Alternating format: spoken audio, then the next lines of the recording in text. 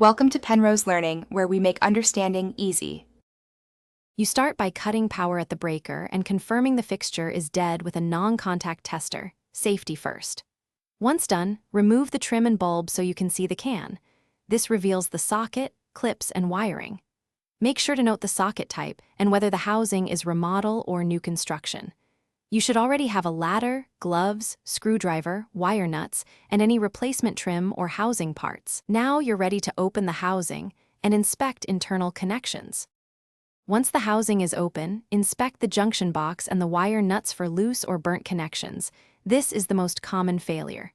If a wire looks frayed, cut back to clean copper, strip roughly 1/2 inch, twist reliably, and use a new appropriately sized wire nut to secure the splice. Also check the ground. Attach to the metal box if required. Finally, confirm the can is firmly mounted. Reseat the spring clips or install replacement brackets so the fixture. After reassembly, reinstall the bulb and trim, then restore power at the breaker and test the fixture. If it lights steadily, you're done.